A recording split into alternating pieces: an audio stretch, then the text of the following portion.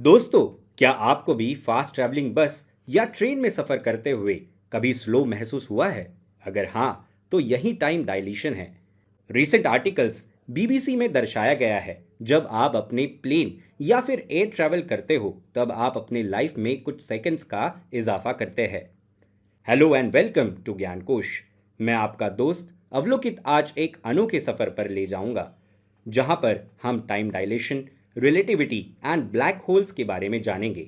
आज हम एक ऐसे सफर पर निकलेंगे जहां पर हम आइंस्टाइन के थ्योरी ऑफ रिलेटिविटी के कुछ बहुत ही अद्भुत पहलुओं को समझने की कोशिश करेंगे। सबसे पहले हम जानेंगे कि टाइम डायलेशन क्या है। सबसे पहले हम जानेंगे कि समय यानी कि टाइम डायलेशन क्या है। आइंस्टाइन ने अपनी थ्योरी ऑफ रिलेटिविटी में कहा था कि जब कोई भी वस्तु तेज गति से चलती है तो उसके लिए समय धीरे चलता है।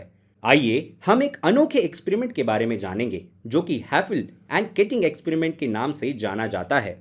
1971 के physicist Joseph Hafele and Richard Keating conduct करते हैं एक ऐसा एक्सपेरिमेंट जहां पर वो दो एटॉमिक क्लॉक्स को अर्थ के दोनों अपोजिट डायरेक्शन में दो बार ट्रेवल करवाते हैं, और उसी के दौरान वो ये कंक्लूड करते हैं कि जो एटॉमिक क्लॉक्स ईस्ट और वेस्ट की डायरेक्शन में ट्रैवल करती है, उनकी एक्सपेक्टेड टाइमिंग्स डिफर होते हैं।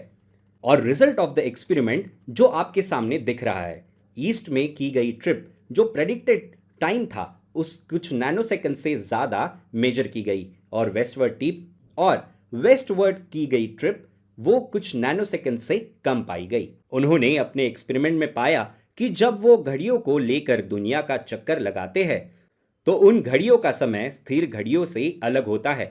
ये एक्सपेरिमेंट आइंस्टाइन के थ्योरी ऑफ रिलेटिविटी को मजबूती देता है। अब हम एक्सप्लोर करते हैं कि वेलोसिटी एंड ग्रेविटी टाइम को कैसे अफेक्ट करता है। As we know, higher the speed, result is slower in the time progression.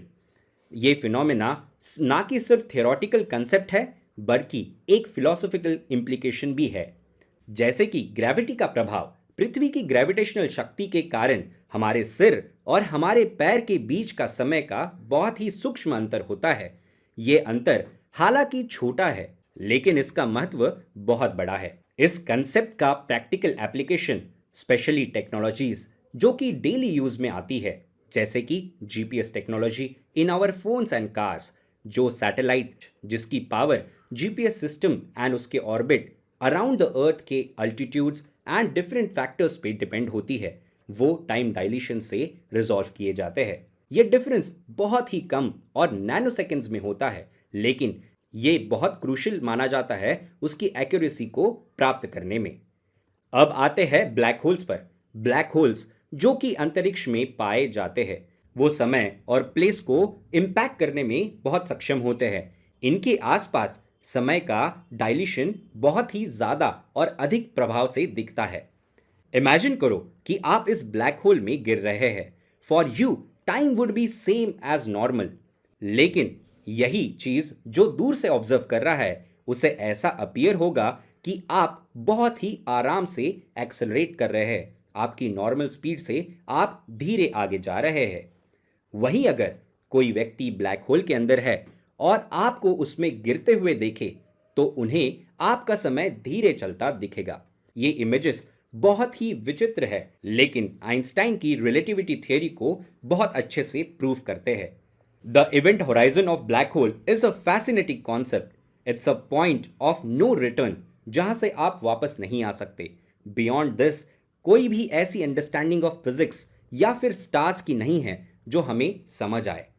कुछ साइंटिस्ट मानते हैं कि ब्लैक होल के अंदर टाइम या फिर उसके अंदर ट्रैवलिंग करना संभव हो सकता है, लेकिन ये अभी भी एक अनडिस्कवर्ड टेरिटरी है, जिसे खोजने के लिए बहुत सारे रीसेंट एक्सपेरिमेंट्स किए जा रहे हैं।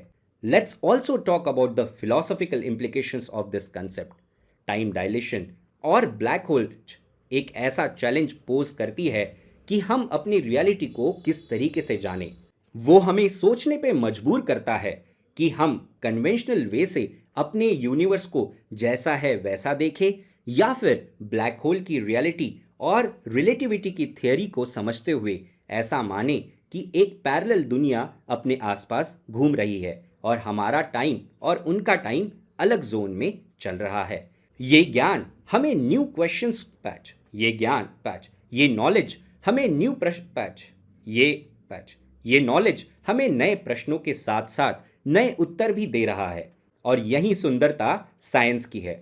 हम जो आज जानते हैं वो कल बदल सकता है और इसी में नए आविष्कार के दरवाजे खुलते हैं। In conclusion, the journey through the concepts of time dilation, relativity और ब्लैक होल्स ना कि सिर्फ ये एक जर्नी है, बल्कि ये अपने आप को भी खोजने का अवसर है। थैंक यू एवरीबॉडी इस अद्भुत यात्रा पे मेरा साथ देने के लिए। आशा करता हूँ कि आपको ज्ञानकोश का ये एपिसोड अच्छा लगा होगा। आपके कोई सजेशंस हो तो प्लीज़ कमेंट सेक्शन में आप पोस्ट कीजिए। जुड़े रहिए ज्ञानकोश के साथ। धन्यवाद।